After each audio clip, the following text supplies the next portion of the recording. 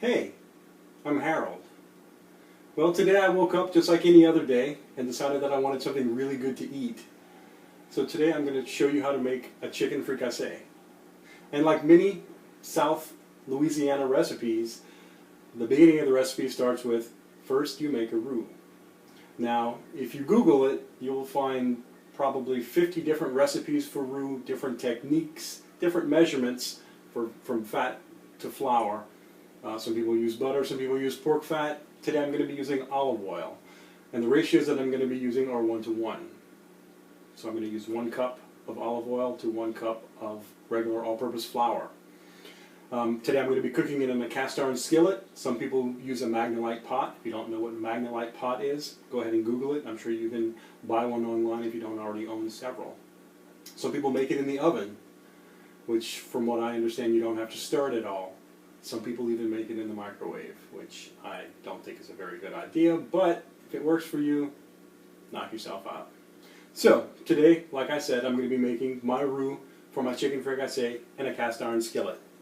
So, I'm going to go ahead and get my skillet hot and add my cup of olive oil. And as soon as the oil gets hot, I'll go ahead and slowly sprinkle my flour in, give it a stir, and then keep stirring, and keep stirring, and keep stirring. As many of you know who've made a roux before, you should go to the bathroom before you start, turn your phone off, don't send any texts, don't answer the door, nothing. If you burn the roux, you have to start over.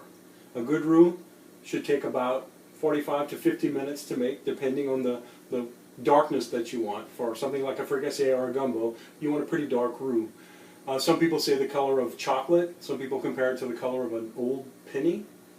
So if you want to use any of those as a guideline, feel free. Some people put a penny right next to them on the counter so that they can compare the color. When I make a roux, I kind of eyeball it, and I make it as dark as I want to or as light as I want to, depending on what I'm going to use it for. So today we're going to make a pretty dark roux for our fricassee. Alright, my oil looks like it's hot enough. I'm going to go ahead and turn my temperature down on my stove because I don't want to cook the roux too quickly. Go ahead and sprinkle my flour in.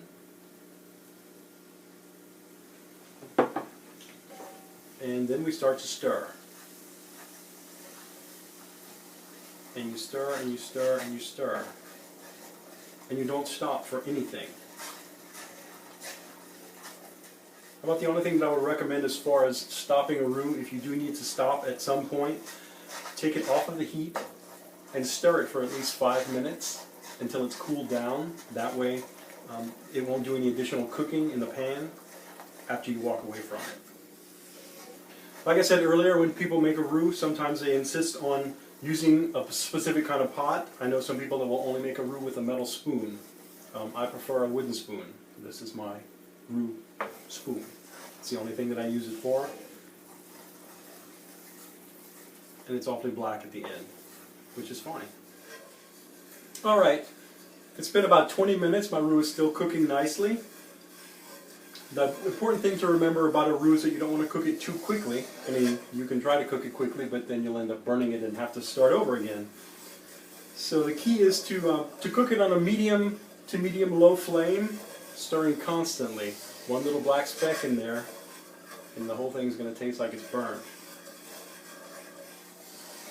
The other key to a good roux is that you need to use a thick-bottomed pot.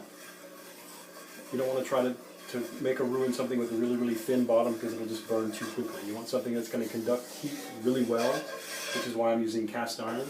You could also use stainless steel, something with a copper core, or like I said before, Magnolite pots. They work wonderfully. So we have some nice color on the roux. It's not nearly dark enough, and the flavor hasn't developed nearly enough, deeply enough for our fricassee. So we're just going to keep on stirring and check back in a few minutes. Alright, I've been cooking my roux for about 50 minutes. That's almost an hour, which again is why it's important that you don't want to let it burn, because if you let it burn, then you're going to have to start all over again. So as you can see, it's a nice chocolate color, or the color of the old penny, like I mentioned earlier. It's exactly the color that I want it to be. So at this point I'm going to add 2 medium yellow onions.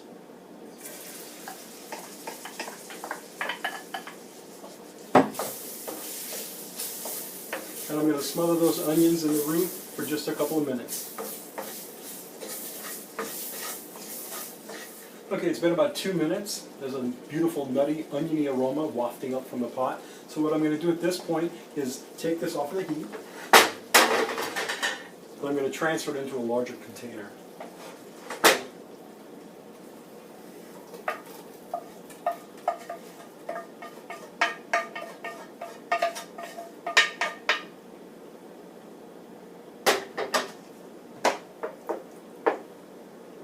Turn the heat up a little bit.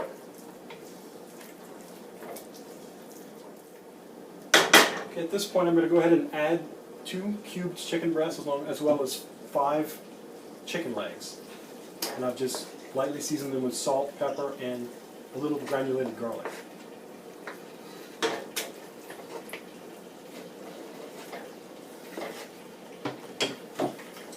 Just go ahead and stir that in and get everything coated. And if you'll notice, this is the first seasoning that I've put into the fricassee. It's a seasoning that is coating the chicken.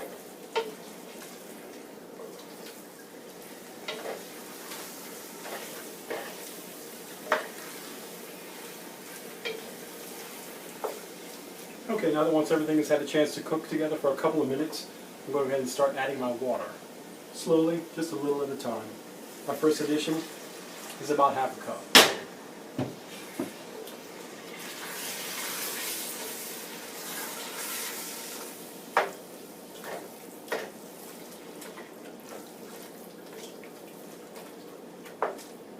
Once that's combined, you can go ahead and add a little more.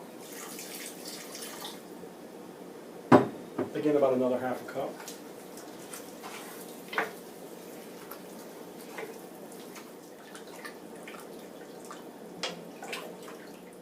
Once the water has been added, what you want to do is put a lid on it, let it come to a boil, turn it down and let it simmer for about 30 minutes. Alright, it's been about 30 more minutes, and as you can see, the sauce for the fricassee is thickened up very nicely. Those onions are melting away. By the time it's finished cooking, you probably won't even be able to see the onions in it. One thing to note is that sometimes some people, when they make fricassee, they don't even put onions in it, or if they do, they'll use green onions or use shallots. Some people will add carrots. Some people will add carrots and potatoes. At this point, I'm going to add several small potatoes that I've just cut in half.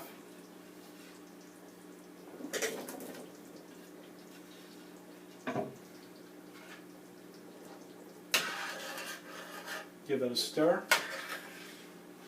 And we're going to let it cook for about 30 more minutes. At this point, you can go ahead and add salt and pepper to your taste. I've actually added that off camera. So let it cook for another 30 minutes. That way those potatoes will be done. Then we'll let it actually sit for about an hour. And then when we're ready to eat, we'll reheat it. Alright, we've let the fricassee cook for another 30 minutes. I allowed it to cool for a little while, rested it for about an hour, and then I've heated it up again. And now we're ready to taste it. I went ahead and made a pot of rice. Of course, you're free to make rice on the stove if you want to. If you know what a rice cooker is, great. If not, you should probably look into getting one if you like to eat rice, because it makes white rice, brown rice completely foolproof as far as preparing rice is concerned. So I've just put a little bit of rice here on my plate to taste. I'm going to go ahead and just put some of the sauce on top. Maybe a piece of chicken. All right, let's go ahead and have a taste and see what we did.